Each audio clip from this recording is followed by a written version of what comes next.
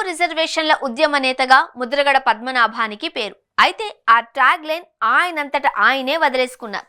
ఇప్పుడు పక్కా రాజకీయ నేత ఆయన, ఫ్యాన్ పార్టీలో సీనియర్ నేత. అందుకే ముద్రగడ పద్మనాభం మరోసారి రాజకీయాలలో తన అదృష్టాన్ని పరీక్షించుకోనున్నారు.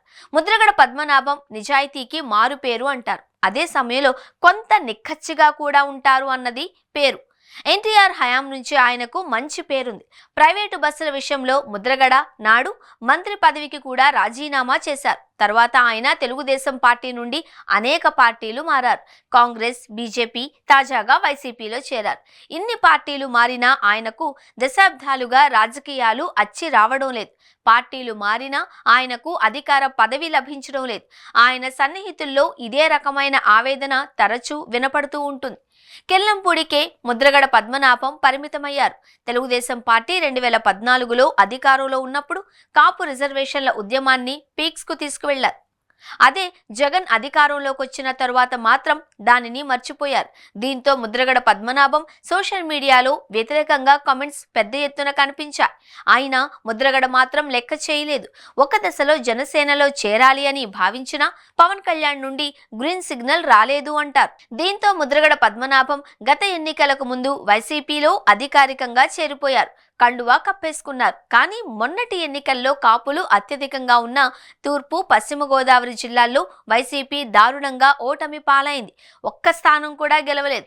దీంతో ముద్రగడ పద్మనాభాన్ని కాపులు ఎవరూ విశ్వసించలేదు అని పవన్ కళ్యాణ్ మాత్రమే తమ నాయకుడిగా భావించినట్లు స్పష్టమైంది. అంటే మొన్నటి ఎన్నికల్లో ముద్ర ఏమాత్రం పనిచేయలేదు అని అర్థమైంది. చివరకు ఆయన కుటుంబ సభ్యులే వ్యతిరేకమయ్యారు అంటే పరిస్థితి వేరే చెప్పాల్సిన పని లేదు. కానీ వైసీపీ ఓటమి తరువాత ముద్రగడ పద్మనాభం ఆ పార్టీలో కీలకంగా మారే అవకాశాలు కనిపిస్తున్నాయి.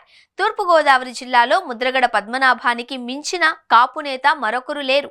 అందుకే ఆయనకు పూర్తి ప్రాధాన్యత జగన్ ఇచ్చే అవకాశాలు పుష్కలంగా ఉన్నాయి. తూర్పుగోదావరి జిల్లాలో తిరిగి కాపులను వైసీపీకి దరి చేర్చాలి అంటే ముద్రగడ వల్లనే సాధ్యమవుతుంది అని జగన్ నమ్మే అవకాశాలు కూడా ఎక్కువగా ఉన్నాయి. తూర్పుగోదావరి జిల్లాలో పార్టీకి అంతకు మించిన నేత కూడా ఎవరూ లేరు. కాపులను ఏకం చేయగలిగిన సత్తా ఉన్న నేత మరొకరు లేకపోవడం కూడా ముద్రగడ పద్మనాభానికి, వైసీపీకి కలిసొచ్చే అంశంగా కనిపిస్తోంది. అందుకే జగన్ ఏమాత్రం ఆలోచించకుండా ముద్రగడ పద్మనాభం కుమారుడు గిరిబాబుకు ప్రతిపాడు నియోజకవర్గ బాధ్యతలను అప్పగించారు. త్వరలో నియోజకవర్గానికి ఇన్ఛార్జి బాధ్యతలను అప్పగించి వచ్చే ఎన్నికల్లో గిరిని ప్రతిపాడు నుంచి ఎన్నికల్లో దింపాలన్న యోచనలో జగన్ ఉన్నారు. మరోవైపు సీనియర్ నేతగా ముద్రగడ పద్మనాభానికి కూడా ప్రత్యేక ప్రాధాన్యత దక్కే అవకాశాలు ఉన్నాయి. ఒకవేళ మళ్లీ వైసీపీ అధికారంలోకి వస్తే సీనియర్ నేతగా ముద్రగడ పద్మనాభానికి పెద్ద పదవే జగన్ ఆఫర్ చేసే అవకాశాలు ఉన్నాయని పార్టీ వర్గాలు చెబుతూ ఉన్నాయి. తాను కష్టకాలంలో ఉన్నప్పుడు అండగా ఉన్న నేతలను జగన్ వదిలిపెట్టరన్న అభిప్రాయం ఉంది. అదే జరిగితే ముద్రగడకు వైసీపీ అధికారం వస్తే పెద్ద పదవే వచ్చే అవకాశాలను ఎవరూ కొట్టిపారేయడం లేదు.